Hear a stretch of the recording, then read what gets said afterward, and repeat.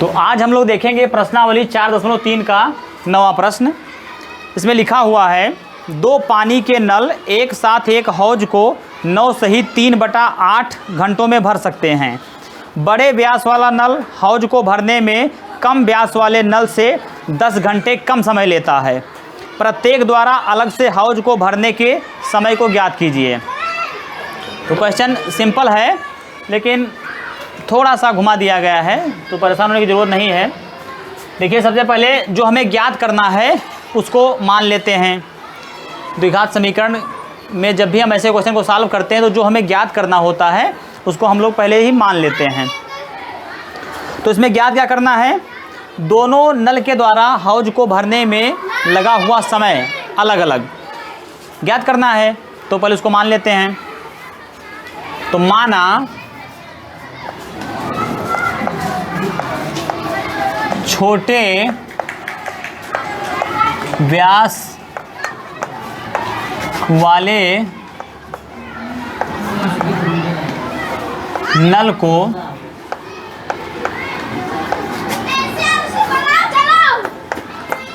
लगा समय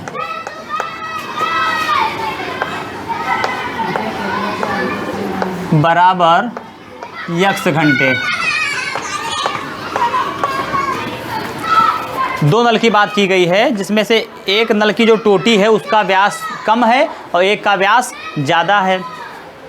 तो मैंने मान लिया और दोनों को अलग अलग मतलब बारी बारी से अगर एक बार छोटे नल से भरा जाए फिर एक बार बड़े नल से भरा जाए तो वे कितना समय लेंगे ये पूछा गया है।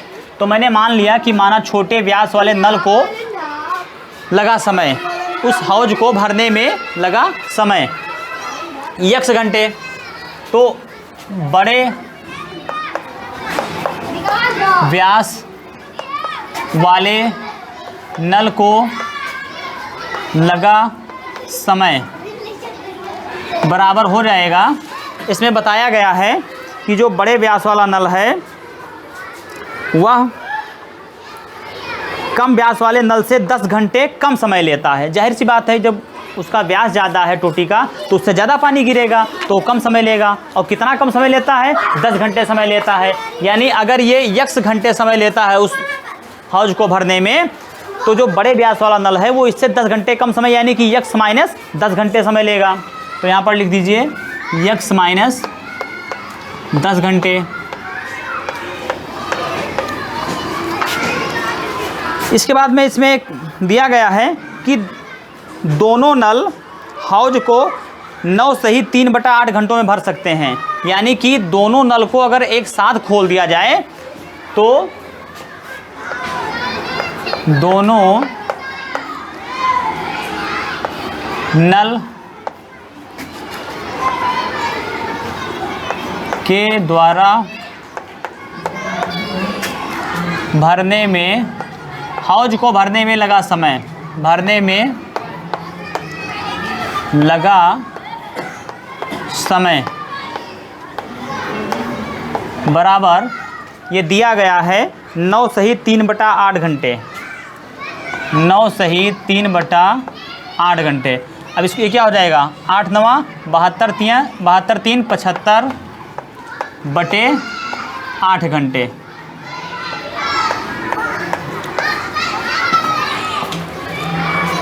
तो अब इसकी सहायता से हमें क्या बनाना है, एक द्विघात समीकरण बनाना है। ठीक, अब यहाँ पर ये मत सोच लीजिएगा कि दोनों मिलकर के 75 सही दोनों मिलकर के 75/8 घंटे में भरते हैं और ये x घंटे में भरता है, ये x माइनस 10 घंटे में भरता है। तो दोनों मिलकर के अगर 75/8 घंटे में भरते हैं तो इसका मतलब कि इसको जोड़ दें, 75/8 आ जाएगा इसका योग। ऐसा मत कीजिएगा, नहीं तो क्वेश्चन गलत हो जाएगा। क्यों? क्योंकि जैसे देखिए दो टंकियां हैं इस तरह से और इन दोनों टंकी, एक टंकी है कोई और इस टंकी में दो नल हैं।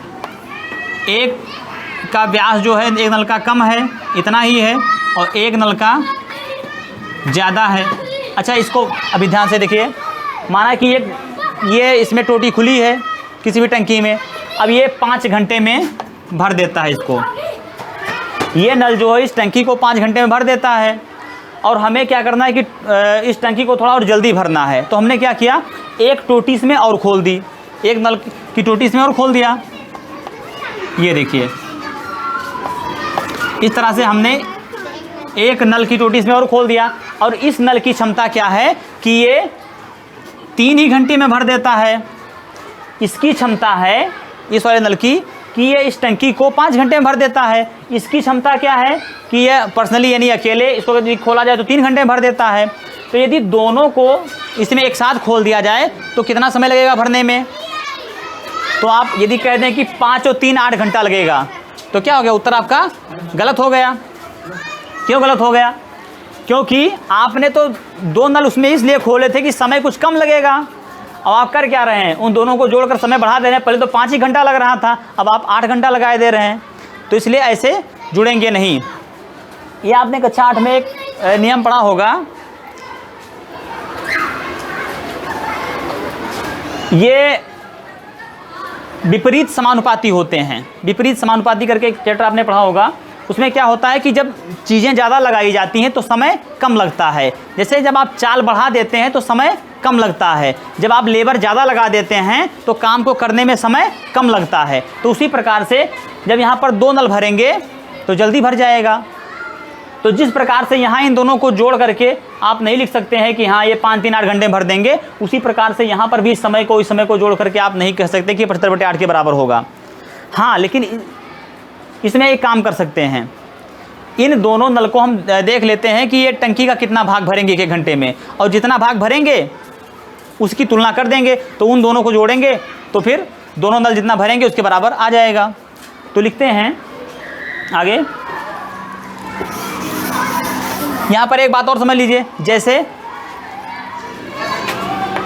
2 घंटे में एक टंकी भर जाती है, 2 घंटे में कोई एक टंकी है वो भर जाती है, ठीक है। तो 1 घंटे में उस टंकी का कितना भाग भरेगा, 1/2 भाग। 2 घंटे में पूरी टंकी भर जाती है, एक टंकी भर जाती है, तो 1 घंटे में कितना भरेगा उस टंकी का भाग, आधा भाग भरेगा। अब ये आधा कैसे आया, आधा इसलिए आया कि ये जो 2 था ये चला गया इसके बटे में, ठीक। ये 2 कहाँ चला गया, इधर वाले के बटे में चला गया। तो इस वजह से आप देखिए 1/2 घंटे हो गया। तो सेम इसी प्रकार से यहाँ पर हो जाएगा। जैसे लिखा है ये छोटे व्यास वाला जो नल है ये x घंटे में भरता है, ठीक। तो 1 घंटे में नल का वही टंकी का कितना भाग भरेगा, यहाँ पर लिख दीजिए छोटे नल द्वारा 1 घंटे में टंकी का भरा गया भाग कितना हो जाएगा, 1/x घंटे, 1/x। उस टंकी का 1/x भाग जो है छोटे वाले नल से 1 घंटे में भर जाएगा। अभी कैसे आया देखो, जैसे कि x घंटे में छोटा वाला नल जो है वो x घंटे में एक टंकी को पूरा भर देता है। तो 1 घंटे में कितना भरेगा उस टंकी का भाग, तो 1/x इसके बटे में चला जाएगा। जैसे आपने यहाँ पर देखा कि 2 घंटे में पूरी टंकी भर जाती थी, तो 1 घंटे में कितना भरेगा, ये 2 चला गया इसके बटे में 1/2। तो उसी प्रकार से ये भी इसके बटे में चला गया, ठीक। अब देखिए अगला है इसी प्रकार से बड़े नल का निकाल लीजिए। बड़े नल द्वारा 1 घंटे में टंकी का भरा गया भाग कितना हो जाएगा, 1/x माइनस 10, 1/x माइनस 10। यानी कि 1 घंटे में बड़ा वाला नल जो है उस टंकी का 1/x माइनस 10 भाग भर देगा। अच्छा, अब दोनों मिलकर के दोनों नल द्वारा 1 घंटे में टंकी का भरा गया भाग बराबर क्या हो जाएगा, ध्यान से देखिए। जिस प्रकार से यहाँ पर x घंटे थे तो इसने किस, यहाँ पर देखिए जैसे x घंटे था, x घंटे इसको लग रहे थे ना, तो इसने कितना भरा था 1/x, यानी क्या हो गया था ये x/1 लिखा है ना, तो यहाँ पर ऊपर के नीचे हो गया था 1/x हो गया था, यहाँ पर क्या हो गया x माइनस 10/x लिखा है, समझ लीजिए यहाँ पर 2 बटे में एक छिपा कि नहीं छिपा है, तो यहाँ पर क्या हुआ इसको ऊपर का नीचे हो गया 1/x माइनस 10 हो गया था। उसी प्रकार से यहाँ पर देखिए 75/8 घंटे लिखा है, तो ये क्या हो जाएगा 8/75, यानी कि दोनों मिलकर के उस टंकी का 1 घंटे में 8/75 भाग भर देंगे। अब यहाँ अगर कन्फ्यूजन हो रही हो तो देख लीजिए, जैसे 8/75 घंटे थे ना, वहाँ पर 8/75 घंटे में एक टंकी भर रही थी, ठीक 8/75 घंटे में एक टंकी भर रही थी, तो 1 घंटे में उस टंकी का कितना भाग भर जाएगा, तो 1 देखो जैसे इधर जो बटे में था ना चला गया था उधर, वैसे ही देखो 8/75 इसके बटे में जाएगा तो क्या हो जाएगा 8/75। अब 75 का 1 से गुणा हो जाएगा और बटे 8 तो क्या हो जाएगा 75/8, यानी कि उस टंकी का 1 घंटे में 75/8 भाग भर जाएगा यदि दोनों नल को एक साथ उसमें खोल दिया जाए तो। ठीक, अब ये बराबर हो गया। अब इसको आप जोड़ सकते हैं, इसको यदि आप जोड़ देंगे तो इसके बराबर आएगा योग। क्यों? क्योंकि देखो जैसे छोटे वाले नल ने किसी टंकी का माना कि 1 घंटे में इतना भाग भरा, बड़े वाले नल ने 1 घंटे में टंकी का इतना भाग माना कि भरा, उसकी क्षमता ये है। और दोनों ने मिलकर पूछा जाए कि दोनों को यदि खोल दिया जाए एक में ही तो इसकी क्षमता ये है, इसकी क्षमता ये है, मतलब ये टंकी का इतना भाग भरता है 1 घंटे में, इतना भाग भरता है, तो दोनों मिलकर 1 घंटे में टंकी कितना भाग भर देंगे, इतना भाग भर देंगे। ठीक है, तो इनको जोड़ा जा सकता है, इसको जोड़ देंगे, जितना आएगा उतना दोनों एक साथ यदि खोलते हैं तो जितना टंकी को भरेंगे वो निकल कर आ जाएगा। तो अब इसको हम जोड़ सकते हैं, इसको जोड़ेंगे तो इसके बराबर आएगा, ना कि वहाँ पर जोड़ने पर। ठीक है, तो अब बना लेंगे द्विघात समीकरण। ये क्या हो जाएगा, ये हो जाएगा कि 1/x तो 1/x प्लस 1/x माइनस 10, ये ब्रैकेट में है, इसको लगा दीजिए, बराबर 8/75।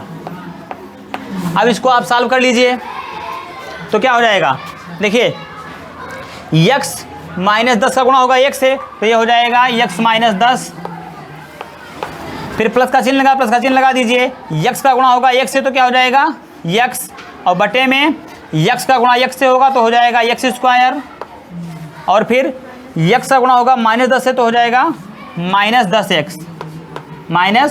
10x, और बराबर क्या है 8/75। इनके बीच में क्रॉस मल्टीप्लाई कर दीजिए तो ये क्या हो जाएगा, अच्छा यहाँ पर अभी मल्टीप्लाई मत कीजिए, अगले स्टेप में मल्टीप्लाई कीजिएगा। ये देखिए ये क्या हो जाएगा, यहाँ पर ब्रैकेट खोल दीजिए तो ये हो जाएगा x माइनस 10 और प्लस x, कुल के बटे में x² माइनस 10x बराबर 8/75। अब देखिए क्या हो जाएगा, ये भी प्लस का x है, ये भी प्लस का x है, तो ये क्या हो जाएगा x हो जाएगा 2x, इधर लिख रहा हूँ x हो गया 2x और माइनस 10, तो लिख दीजिए माइनस 10, कुल के बटे में x² minus 10x, x² minus 10x बराबर 8/75, 8/75। अब क्रॉस मल्टीप्लाई कर दीजिए तो ये क्या हो जाएगा, देखिए 75 का गुणा जब करेंगे 2x के साथ तो ये हो जाएगा 150x, और 75 का गुणा जब करेंगे माइनस 10 से तो ये हो जाएगा माइनस 750, और बटे में ये देखिए ये जो है ना इसका गुणा हो जाएगा 8 से, तो हो जाएगा बराबर, जब क्रॉस मल्टीप्लाई करते हैं तो बट्टे में कुछ नहीं हो जाता है ना, ये इसका गुणा होकर इधर हो जाता है, इसका गुणा होकर के दाएं पक्ष में हो जाता है। तो यह 8 का गुणा करेंगे x स्क्वायर से तो हो जाएगा 8x स्क्वायर, और फिर 8 का गुणा करेंगे -10x के साथ में तो हो जाएगा -80x।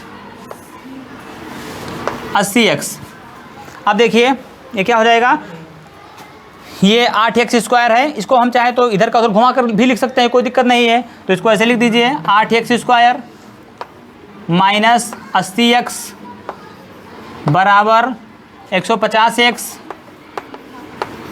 और -750।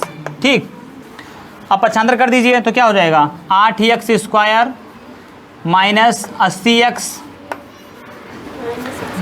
ये 150x प्लस का है ना, इधर आएगा तो हो जाएगा माइनस का 150x, और ये -750 है ना, इधर आएगा तो हो जाएगा +750 बराबर, इधर क्या बचा 0, कुछ नहीं बचा। अब देखिए इसको सरल कर लीजिए तो ये हो जाएगा 8x स्क्वायर माइनस का 80x और माइनस का 150x तो हो जाएगा 230 माइनस का 230x माइनस 230x और प्लस 750 बराबर 0। अब ध्यान से देखिए 2 से ये पद भी कट जाएगा, ये भी कट रहा है, ये भी कट रहा है, तो 2 से भाग दे दीजिए, थोड़ा छोटा हो जाएगा।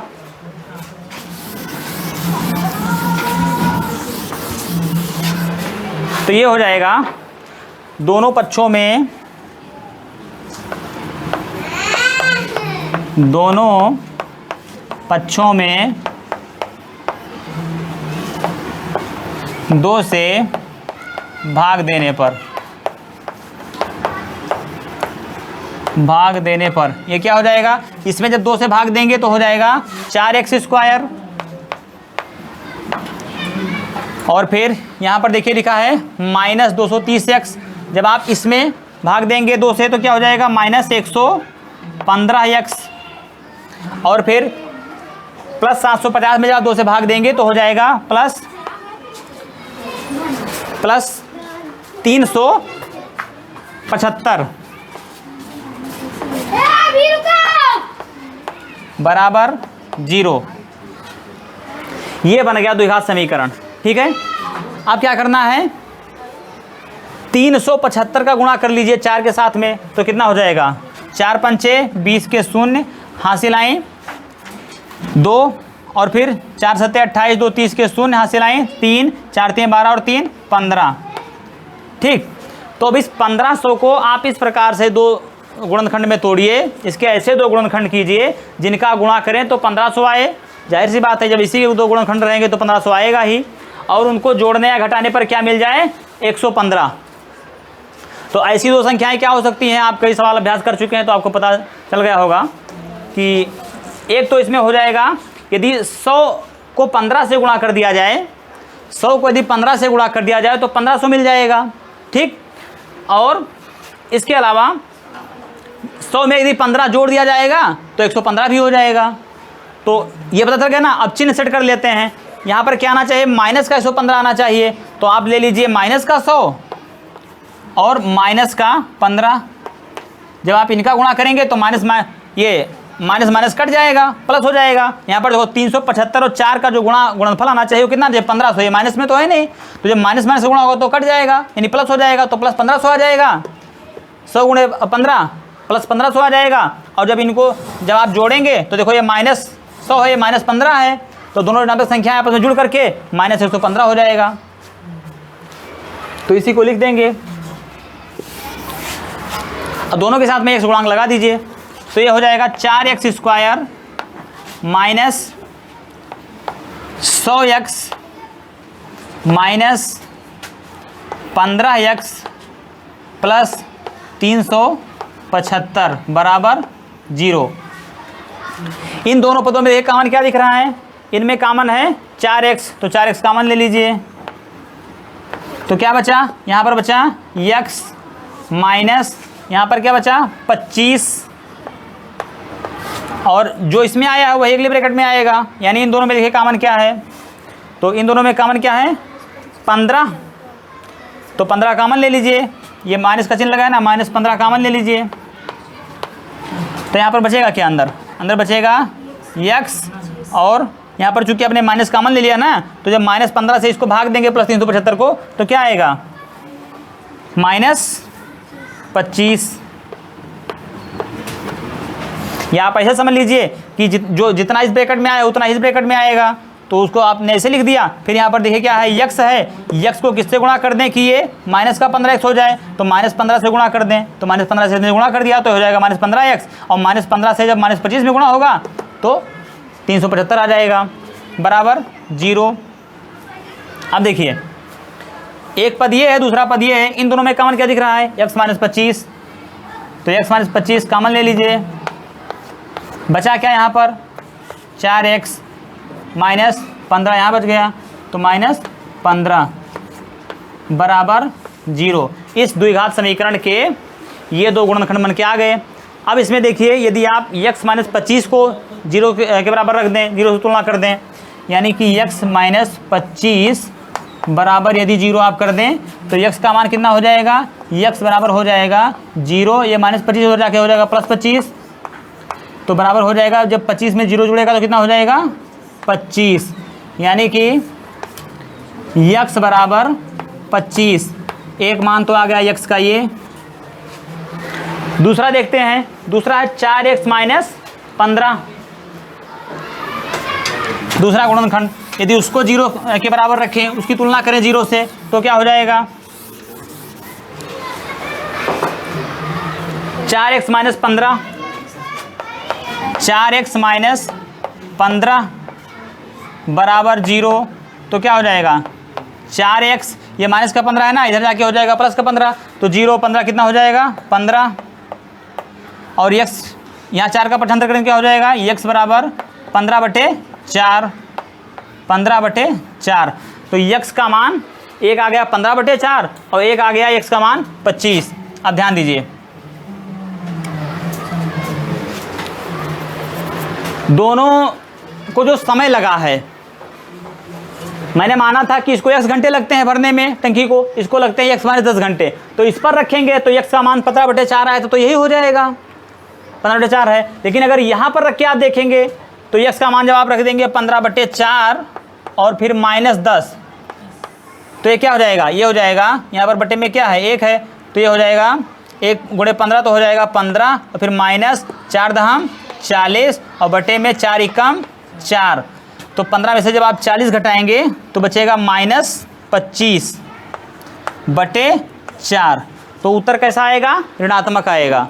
और आपको पता है कि समय जो है वो ऋणात्मक हो नहीं सकता है भाई, कुछ ना कुछ तो समय लगा ही होगा, कुछ माइक्रो सेकेंड या कुछ मिनट, कुछ सेकेंड, कुछ घंटा, वो माइनस में तो हो नहीं सकता है कि -1 घंटा लगा, -2 घंटा लगा, तो ये माइनस वाला तो मान हो नहीं सकता है, तो इसलिए x का मान क्या हो जाएगा 25, क्योंकि दो ही मान निकल के आए, एक माइनस वाला एक प्लस वाला, तो प्लस वाला मान हो जाएगा।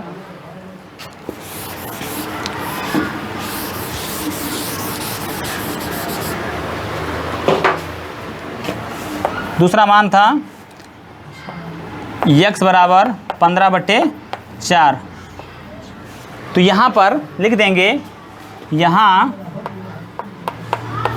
x का मान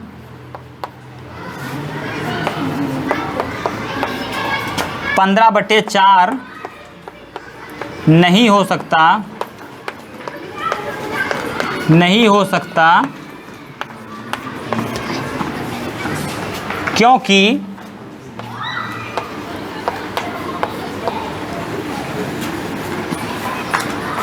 बड़े नल द्वारा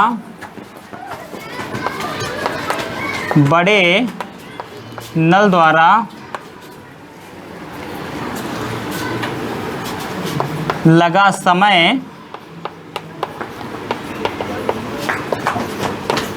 ऋणात्मक हो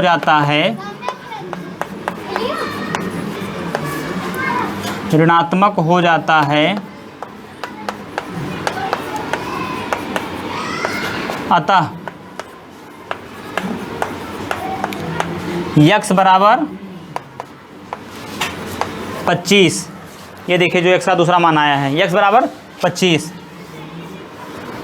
तो x बराबर 25 आ गया। इसका मतलब क्या कि छोटे नल को कितना समय लगा? 25 घंटे। ठीक, और बड़े नल को कितना लगा? 25 में से 10 घटा दिए तो 15 घंटे। तो यहाँ पर लिख देंगे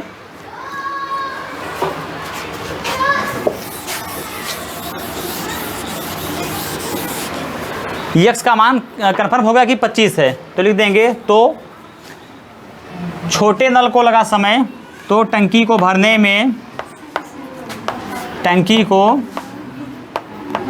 में छोटे नल द्वारा लगा समय बराबर 25 घंटे। 25 घंटे। और बड़े टंकी को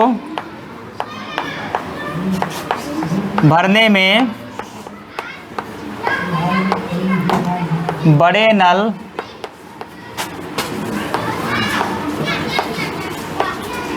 द्वारा लगा समय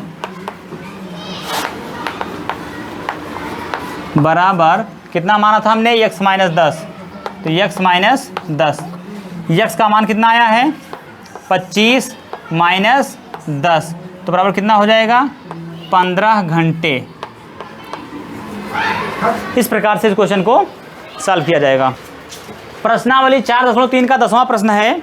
लिखा है कि मैसूर और बेंगलोर के बीच के 132 किलोमीटर यात्रा करने में एक एक्सप्रेस गाड़ी और सवारी गाड़ी से 1 घंटा कम समय लेती है। यानी दो गाड़ियां हैं जो चलती हैं मैसूर से बेंगलोर के बीच में, तो जितना सवारी गाड़ी को समय लगता है एक्सप्रेस गाड़ी को उससे 1 घंटा समय कम लगता है। जाहिर सी बात है, एक्सप्रेस है तो तेज़ चलेगी। यदि मध्य के स्टेशनों पर ठहरने का समय ध्यान में ना लिया जाए तो, ठीक है, यदि एक्सप्रेस रेलगाड़ी की औसत चाल सवारी गाड़ी की औसत चाल से 11 किलोमीटर प्रति घंटा अधिक हो तो दोनों रेलगाड़ियों की औसत चाल ज्ञात कीजिए। ठीक है, तो क्वेश्चन आसान है, कोई दिक्कत नहीं है। इसको लिखिए, पहले सवारी गाड़ी की डिटेल लिख लीजिए, फिर एक्सप्रेस गाड़ी की डिटेल लिख लीजिए, द्विघात समीकरण बना लीजिए और फिर उसको सॉल्व कर लीजिए, पता चल जाएगा। सवारी गाड़ी को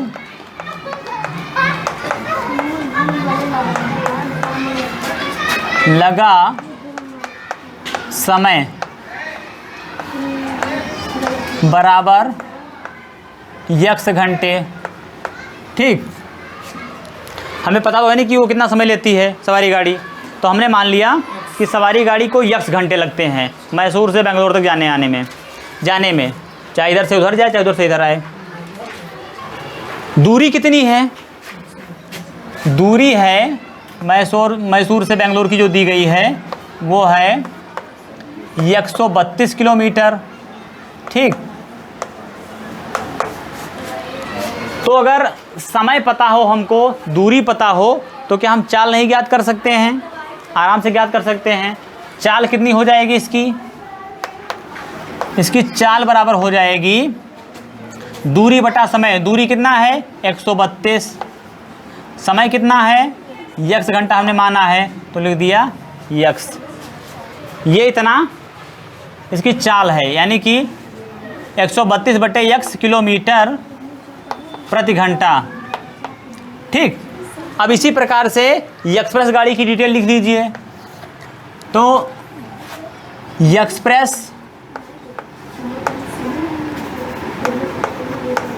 एक्सप्रेस गाड़ी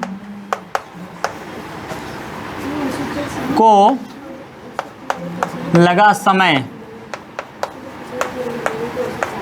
कितना समय लगता है? ध्यान दीजिए, क्वेश्चन में बताया गया है कि जो एक्सप्रेस गाड़ी है वो 1 घंटा कम समय लेती है। यानी इसने कितना लिया था? x घंटा लिया। सवारी गाड़ी ने लिया x घंटा, तो एक्सप्रेस गाड़ी 1 घंटा कम समय लेती है, तो x में से 1 घटा दीजिए, जितना आएगा उतना उसको समय लगेगा। तो इसको यदि x घंटा लगा तो इसको लगेगा x माइनस 1 घंटा, क्योंकि 1 घंटा कम समय लेती है। ठीक, दूरी तो सेम ही है, तो लिख दिए दूरी बराबर 132 किलोमीटर। इसके बाद में यदि इसकी चाल देखें तो चाल बराबर क्या होता है, दूरी बटा समय। दूरी कितनी है, 132 किलोमीटर, और समय कितना लग रहा है इसको, x - 1। तो लिख दीजिए x - 1 किलोमीटर प्रति घंटा। अब यहां पर बताया गया है कि जो एक्सप्रेस गाड़ी की चाल है वो सवारी गाड़ी की चाल से 11 किलोमीटर प्रति घंटा अधिक है। तो यदि हम सवारी एक्सप्रेस गाड़ी की चाल में से सवारी गाड़ी की चाल को घटा दें तो कितना अंतर, कितने का अंतर मिलेगा, 11। तो घटा दीजिए, चाल की तुलना कर लीजिए। 132 एक्सप्रेस गाड़ी की जो चाल है वो है 132 बटे x - 1, और इसमें से घटा दीजिए सवारी गाड़ी की चाल, ये कितना है, 132 बटे x। जब इसको घटाएंगे तो कितने का अंतर आएगा, 11 का। अब इसको सॉल्व करके द्विघात समीकरण बना लीजिए। क्या हो जाएगा ये, जब x का गुणा करेंगे 132 से तो ये हो जाएगा 132x, और माइनस का चिन्ह लगा तो माइनस का चिन्ह लगा दीजिए। यहाँ पर 132 का गुणा जब करेंगे x के साथ तो ये हो जाएगा, ब्रैकेट में इसको लिखिएगा 132x, और फिर 132 का गुणा, ध्यान दीजिए यहाँ पर आपने गुणा किया, ये माइनस का चिन्ह लगा था, लगा दिया, फिर 132 गुणा किया x के साथ में, तो कितना आ गया, 132x। अब 132 का गुणा कर लीजिए एक के साथ में, माइनस का चिन्ह लगाना बीच में, माइनस का चिन्ह लगा दीजिए। अभी हमने ब्रैकेट तो खोला नहीं है तो हो जाएगा 132 सिक्कम 132। कुल के बटे में देखिए x का गुणा करेंगे x के साथ तो क्या हो जाएगा, x², और फिर x का गुणा करेंगे -1 से तो हो जाएगा -x, और बराबर इधर क्या है, 11 लिख दीजिए। अब ब्रैकेट खोल दीजिए तो ये क्या हो जाएगा, 132x, और ये माइनस, यहाँ पर देखिए जब ब्रैकेट के बाहर माइनस होता है तो जब ब्रैकेट खोलते हैं तो अंदर के सभी चिन्ह बदल जाते हैं। तो ये क्या हो जाएगा, ये हो जाएगा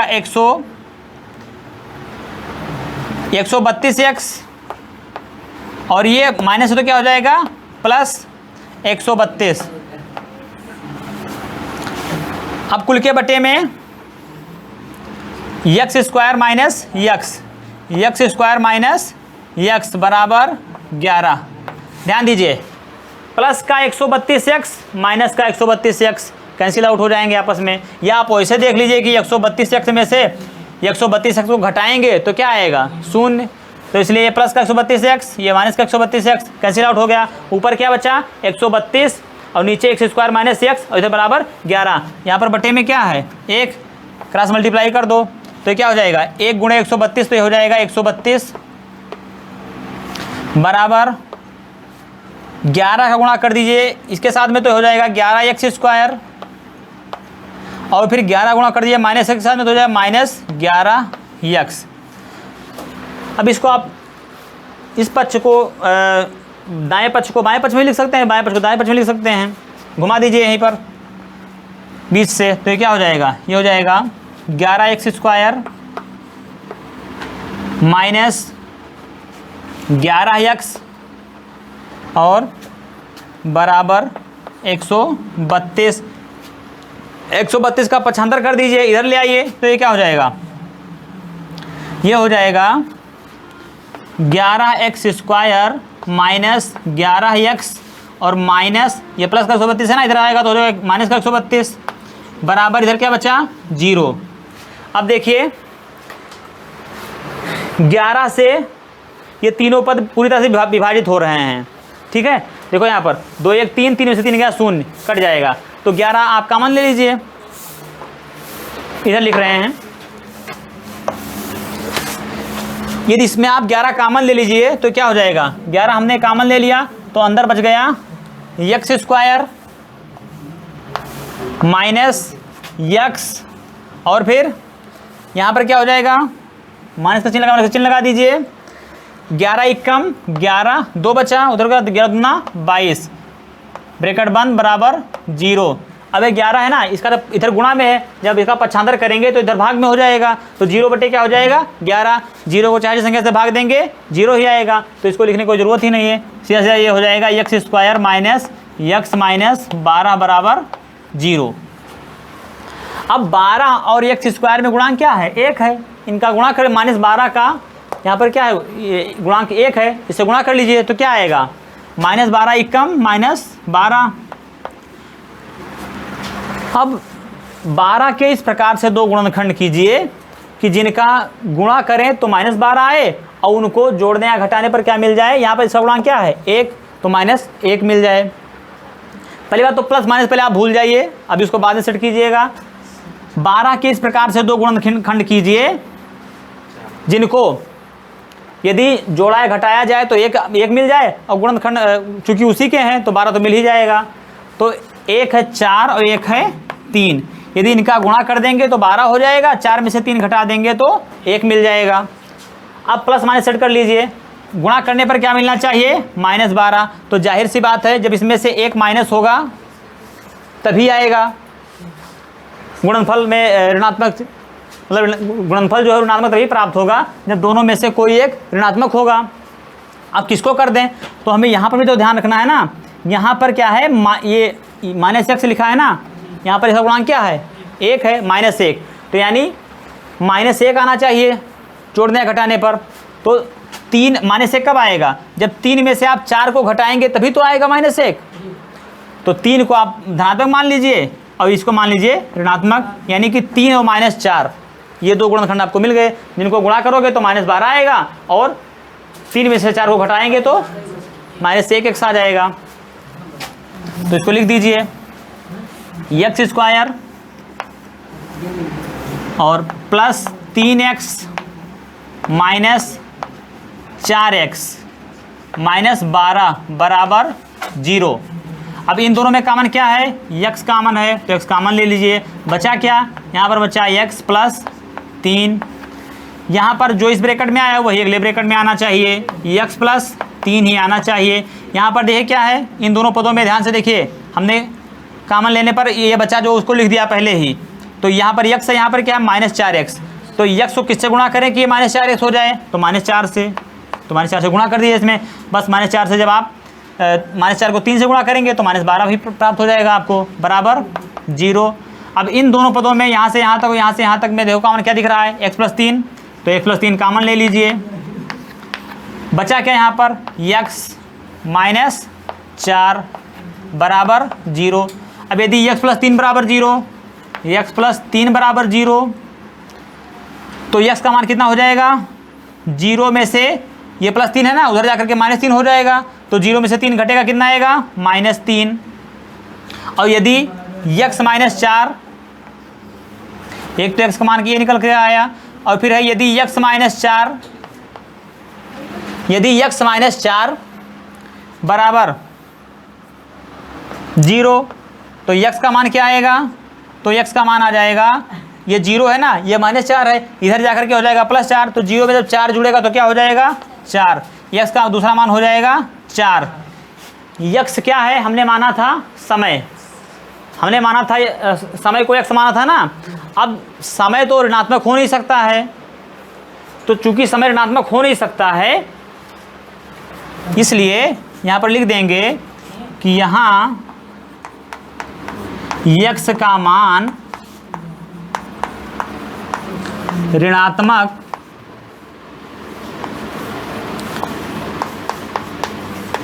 नहीं हो सकता,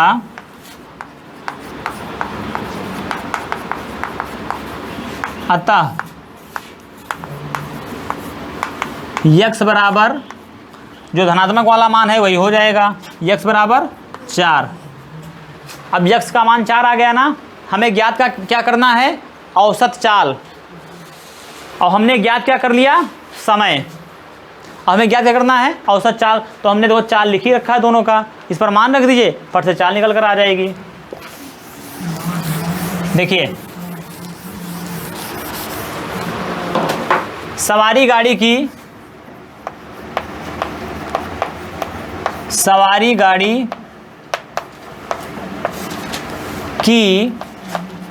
औसत चाल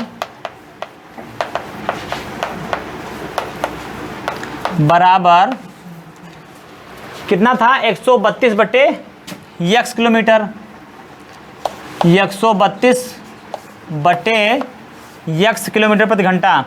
तो ये हो जाएगा 132 और यक्स का मान कितना निकल कर आया है, देखो यहाँ पर 4, तो यक्स का मान रख दीजिए 4, इसको भाग दे दीजिए तो क्या हो जाएगा 4 एकम 4, 4 तियाँ 12, एक बचा ना इधर गया तो हो गया 12, 4 तियाँ 12 तो हो गया 33 किलोमीटर प्रति घंटा। और एक्सप्रेस गाड़ी जो है,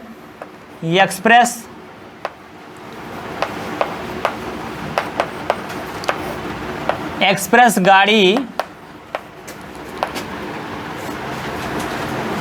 की औसत चाल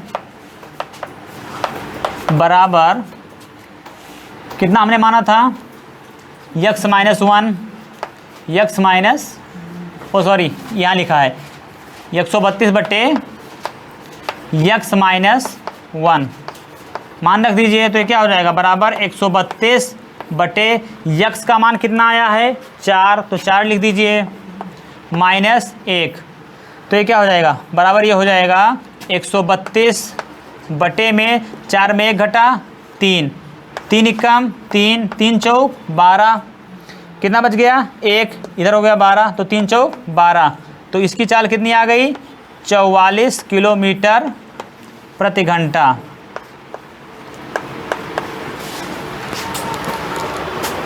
अब यहाँ पर ध्यान दीजिए, चाहे आप इस तरह से लगाएं, समय को एक समान लें, ठीक है, और इसके बाद में चाल की तुलना कर लें तो भी सवाल आपका हल हो जाएगा।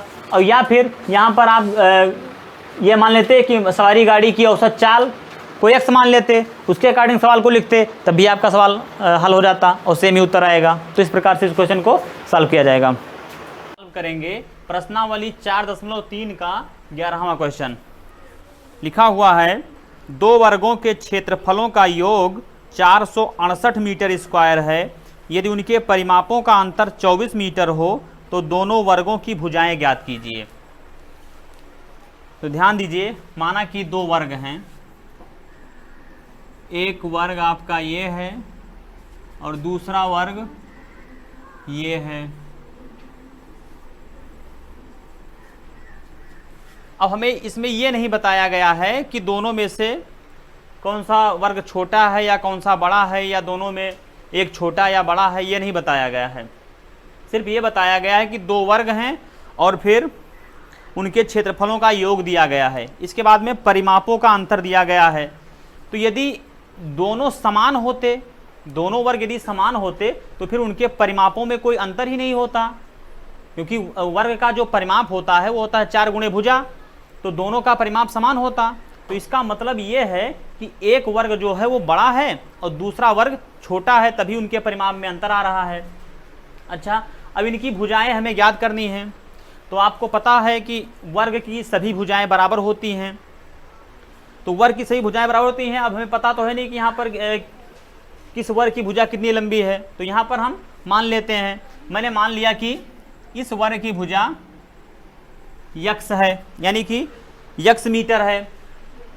तो अगर वर्ग में लंबाई चौड़ाई समान ही होती है, तो अगर ये यक्स है तो जाहिर सी बात है ये भी यक्स ही होगा।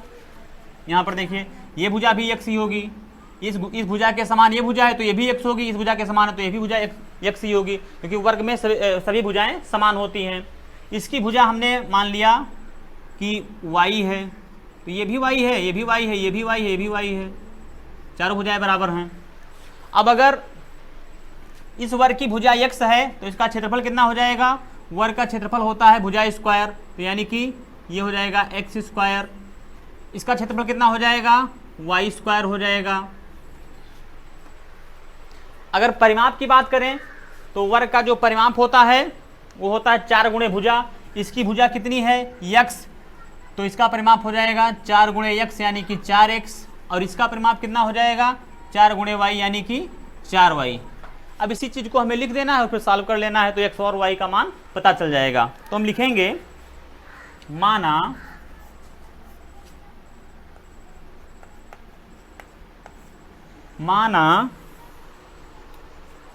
पहले वर्ग का क्षेत्रफल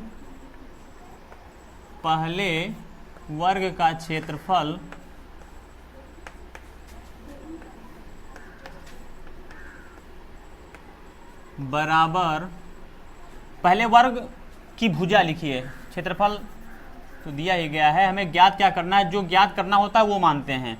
तो माना पहले वर्ग की भुजा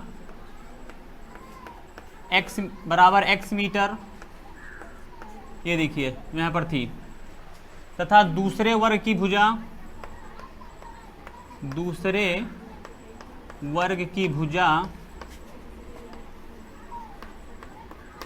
बराबर y मीटर, ये हमने मान लिया। अब हम प्रश्नानुसार लिखते हैं। अच्छा, चाहे तो यहाँ पर हम लिख सकते हैं कि पहले वर्ग का क्षेत्रफल इतना, दूसरे वर्ग का क्षेत्रफल इतना, क्योंकि भुजा हमने इतनी मानी रखी है, या अभी नीचे लिख दीजिएगा। तो हम लिखते हैं प्रश्नानुसार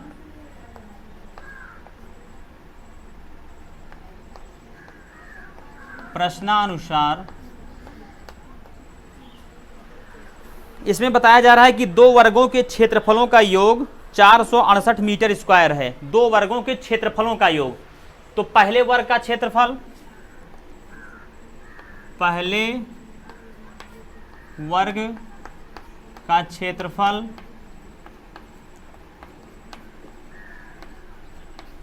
प्लस दूसरे वर्ग का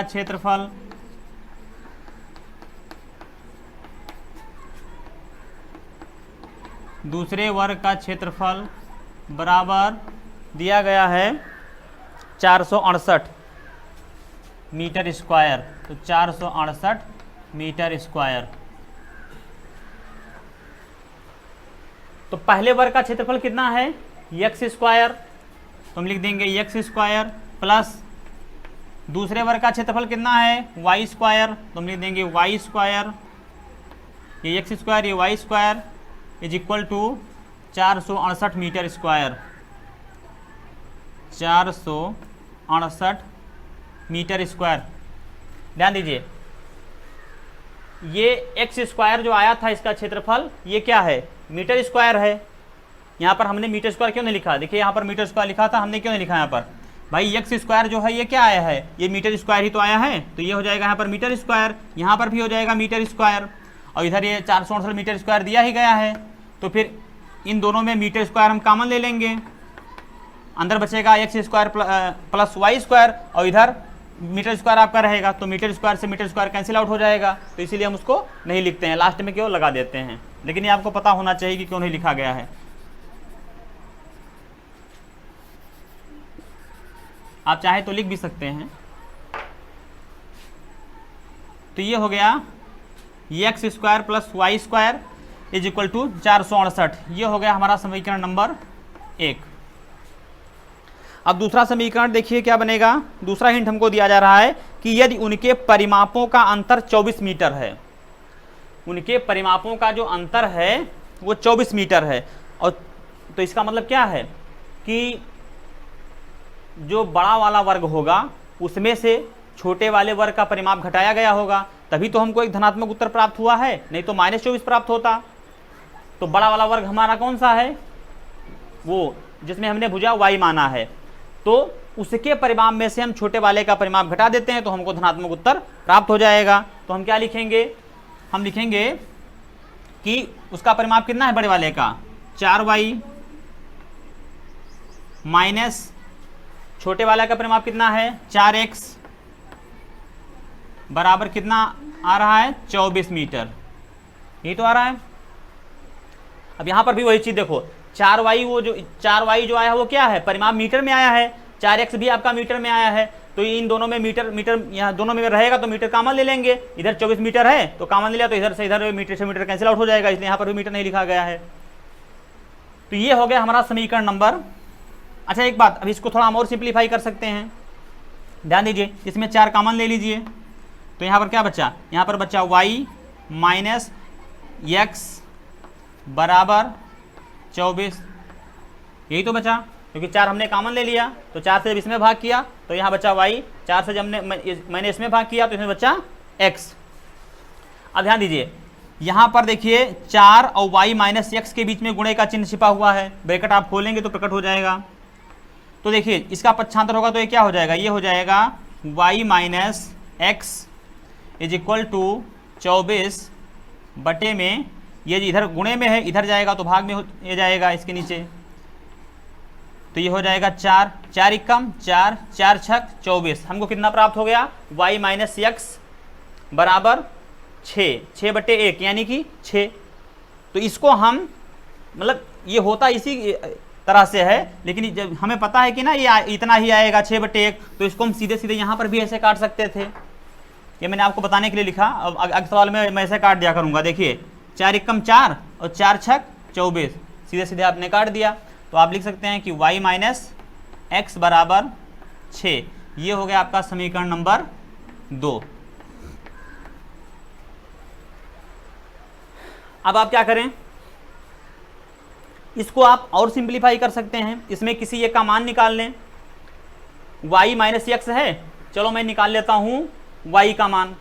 तो y का मान जब मैं इसमें निकालूंगा तो इधर देखिए y मैंने इधर छोड़ दिया, माइनस एक्स है इधर, इधर इसका पक्षांतर कर दूंगा तो ये क्या हो जाएगा, ये हो जाएगा बराबर 6 माइनस ये 6, इधर माइनस एक्स है ना, इधर जाएगा तो हो जाएगा प्लस एक्स, ये हो गया 6 प्लस एक्स। ये हमको प्राप्त हो गया y का मान। इसको आप समीकरण 3 भी कह सकते हो, या वैसे आप ध्यान रखिएगा कि y बराबर कितना आया है, 6 प्लस एक्स। ठीक है,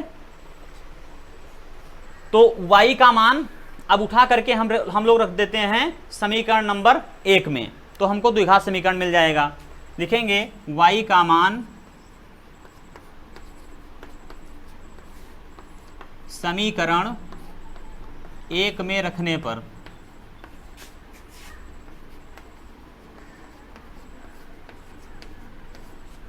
समीकरण 1 में रखने पर, अब समीकरण 1 हमारा क्या है, एक्स स्क्वायर, तो हमने एक्स स्क्वायर लिख दिया, फिर प्लस वाई स्क्वायर है, तो y के स्थान पर हमें क्या मिला है, 6 प्लस एक्स, यही तो मिला है, तो हम यहाँ पर लिख देते हैं 6 प्लस एक्स, और फिर इसका देखिए यहाँ पर स्क्वायर लगा है तो हमने इसका इस पर स्क्वायर लगा दिया, और फिर बराबर 468, तो हमने लिख दिया बराबर 468। अब इसको हम लोग सॉल्व कर लेंगे। बस ये ध्यान रखिएगा, अभी मैं इसको मिटा दे रहा हूँ, तो लास्ट में जब हम लोग y का मान निकालेंगे तो ये हमें ध्यान रखना पड़ेगा। तो इसको मैं अभी ऊपर लिखे दे रहा हूँ ताकि ये हमें याद रहे, y बराबर 6 प्लस एक्स आया है, y बराबर 6 प्लस एक्स, ये हमको प्राप्त हुआ है। इसको ध्यान रखिएगा, लास्ट में हमें y का मान निकालने में ये काम आएगा। अब मैं इसको यहाँ से इरेज कर रहा हूँ ऊपर से,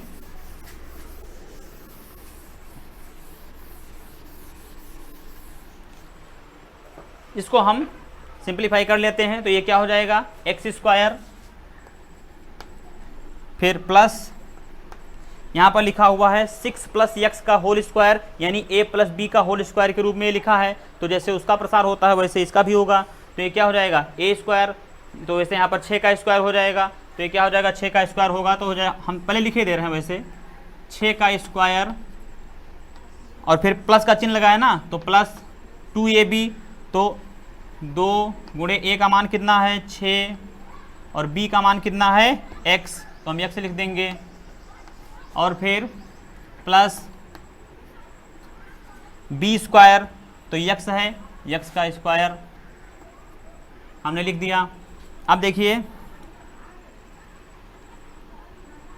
इसका हमने प्रसार कर दिया, बराबर क्या है 468, तो हमने लिख देंगे बराबर 468।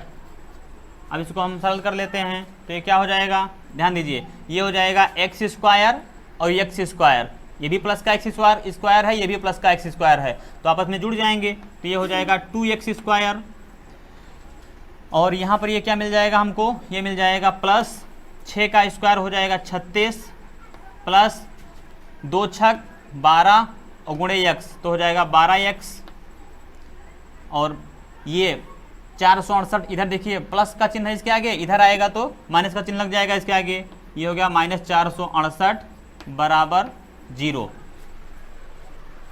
अब इसको हम लोग सॉल्व कर लेते हैं तो ये हो जाएगा 2x², फिर देखिए x वाला पद लिखते हैं हम x² के बाद में, तो ये हो जाएगा प्लस का 12x है तो ये हो जाएगा प्लस का 12x, और ये प्लस 36 है और माइनस 468 है, तो यानी कि 36 में से आपको 468 घटाना है। तो आप छोटी संख्या में से बड़ी संख्या घटा रहे हैं तो आपको उत्तर ऋणात्मक प्राप्त होगा। अब आप घटा दीजिए, तो 8 में से 6 घटा आ गया 2, और 6 में से 3 घटा तो 3, और 4 में से घटने के लिए कुछ है ही नहीं तो ये हो जाएगा 4, 432।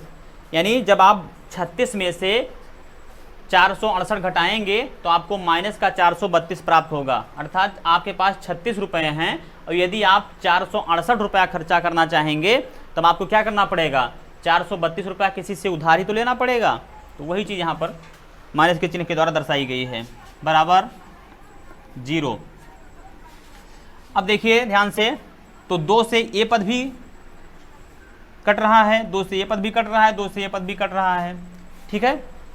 तो यहाँ पर आप लिख सकते हैं कि देखिए एक पक्ष में आपके ये है और एक पक्ष में 0 है, तो आप ऐसा भी लिख सकते हैं नीचे कि दोनों पक्षों में 2 से भाग देने पर, अब जब 2 से भाग देंगे दोनों पक्षों में तो इसमें जितने पद हैं सब में आप 2 से भाग देंगे, और इधर आप 0 को 2 से भाग देंगे। ये आप सीधे सीधे कॉमन ले लीजिए, कॉमन लेकर के और पक्षांतर करके उसको काट दीजिए, ठीक है। तो ये मैं आपको बता चुका हूँ कि कैसे भाग करते हैं, लिखते हैं। आप चाहे तो उस तरह से भी लिख सकते हैं।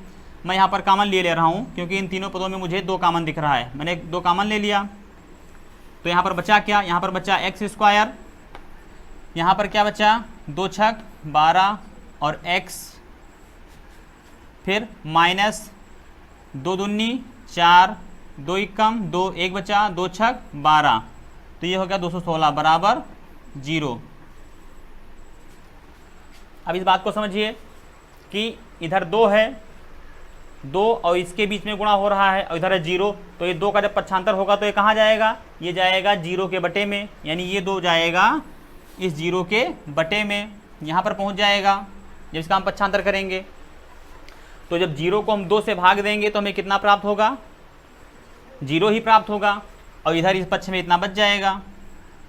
तो इसको आप चाहे तो इस तरह से दर्शाएं अगले स्टेप में कि हाँ ये बटे में गया नीचे इसके, और फिर अगले स्टेप में लिखें, या फिर सीधे सीधे हम जानते हैं इधर 2 है, इधर 0 है, इधर 2 है और इधर 0 है, तो जब ये इधर जाएगा तो 0 ही बचेगा। तो हम सीधे सीधे लिख देते हैं कि हाँ x² प्लस 6x माइनस 216 बराबर 0। अब ये हमको प्राप्त हो गया द्विघात समीकरण का सरलतम रूप, ठीक। अब ध्यान दीजिए, इसको हमें सॉल्व करना है। तो कल मैंने आपको एक क्वेश्चन बताया था गुणनखंड विधि से, एक क्वेश्चन बताया था पूर्ण वर्ग विधि से। आज ये लास्ट क्वेश्चन है तो इसको हम लोग द्विघाती सूत्र विधि से देख लेते हैं।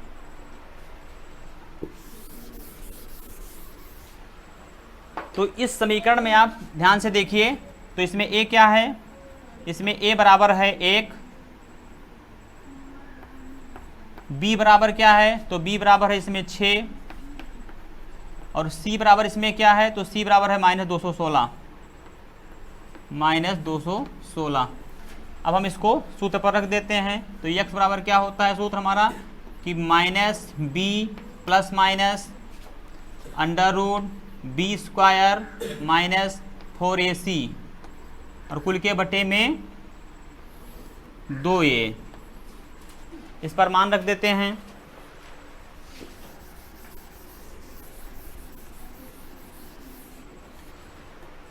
तो देखिए सूत्र में x लिखा है, x बराबर, x का ही हमें मान भी निकालना है क्योंकि हमारे द्विघात समीकरण में x था चर। तो यहाँ पर देखिए माइनस का चिन्ह लगा है, मैंने माइनस का चिन्ह लगा दिया। b का मान, यहाँ पर b है तो b का मान कितना है 6, तो मैंने 6 लिख दिया। फिर प्लस माइनस का चिन्ह लगा है, मैंने लगा दिया। फिर अंडर रूट b का स्क्वायर है, b हमारा कितना है 6, तो हम लिख देंगे कि 6 का स्क्वायर। फिर -4 लिखा है तो हमने लिखा 4। फिर है a तो ए का मान कितना है 1, तो हम लिख देंगे ब्रैकेट में यहाँ पर यानी गुणे में 1, और फिर सी का मान कितना है, तो सी का मान है -216, तो हम लिख देंगे -216।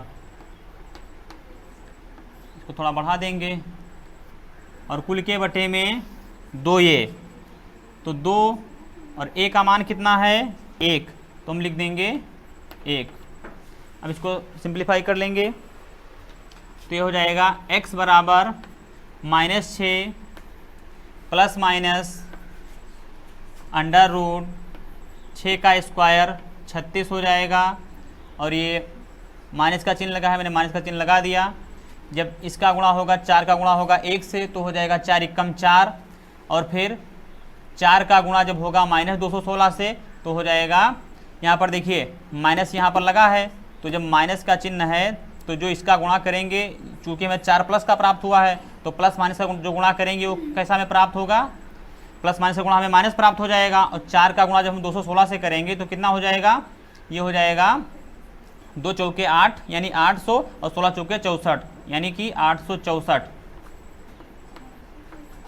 ये प्राप्त हो जाएगा। और कुल के बटे में 2 एकम 2, इसको सॉल्व कर लेते हैं, तो ये बराबर हो जाएगा x बराबर -6 प्लस माइनस √36 देखिए ये लिखा, तो हमने √36 माइनस माइनस का गुणा होगा प्लस हो जाएगा, कितना 864, और कुल के बटे में 2। अब इसको हम और सिंप्लीफाई कर लेते हैं, तो हमें क्या मिल जाएगा, x बराबर -6 प्लस माइनस √36 और 864 आपस में जुड़ जाएंगे, तो 864 और 36 जब जुड़ेंगे तो आपको 900 प्राप्त हो जाएगा, और कुल के बटे में 2, तो x बराबर हो जाएगा -6 प्लस माइनस 900 का वर्गमूल होता है 30, कुल के बटे में 2। अब एक बार तो हमको -6 में 30 को जोड़ देना है, और एक बार -6 में हमें 30 को घटा देना है, तो हमें x के दोनों मूल प्राप्त हो जाएंगे।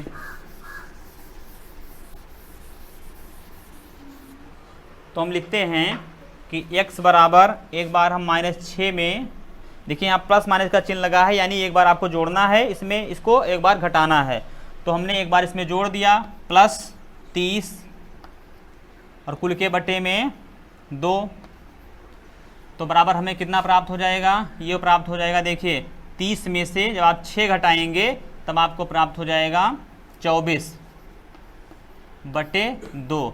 इसको और सिंप्लीफाई करेंगे तो 2 एकम 2, 2 बराई हम 24, तो हमको x का एक मूल प्राप्त हो गया 12। दूसरा मूल देखते हैं, तो x बराबर हो जाएगा -6, और फिर हमें घटाना है इस बार, तो -30 कुल के बटे में 2, तो ये बराबर हो जाएगा -6 और -30, ये हो जाएगा -36 कुल के बटे में 2। सिंप्लीफाई करेंगे इसको और, तो 2 एकम 2 और 2 18 हम 36, तो बराबर हमको कितना प्राप्त हो गया -18। तो हमको x के 2 मूल प्राप्त हो गए, एक तो प्राप्त हुआ 12 और एक प्राप्त हो गया -18। अब जरा यहाँ पर ध्यान से इस बात को समझिए कि जो वर्ग की भुजाएं थी, वर्ग की जो भुजाएं थी उनकी कुछ ना कुछ लंबाई होती है, वर्ग की जो भुजा होती है उसकी कुछ ना कुछ लंबाई होती है, वो कभी भी ऋणात्मक नहीं हो सकती है, क्योंकि लंबाई कभी भी ऋणात्मक नहीं होती है। तो जब नहीं हो सकती है ऋणात्मक, तो इसका मतलब क्या है कि x का जो ये मूल आया है -18, ये हो नहीं सकता है। तो हम यहाँ पर लिख देंगे कि यहाँ पर x का मान ऋणात्मक नहीं हो सकता, नहीं हो सकता अतः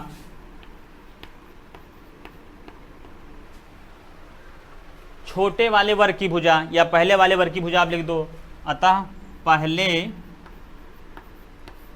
वर्ग की भुजा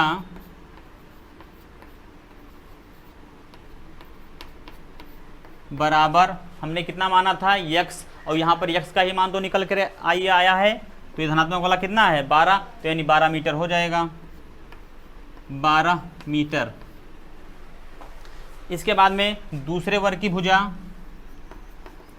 दूसरे वर्ग की भुजा बराबर, अब देखिए ये काम आएगा। दूसरे वर्ग की भुजा क्या है, y हमने माना था ना, और y बराबर कितना है 6 प्लस x, तो हम लिख देंगे 6 प्लस x का मान कितना आया है 12 मीटर। ये देखिए, तो हम यहाँ लिख देंगे 12, इसको जब जोड़ देंगे तो ये बराबर कितना हो जाएगा 6 12 18 मीटर। तो इस तरह से आपको इस क्वेश्चन को सॉल्व करना था।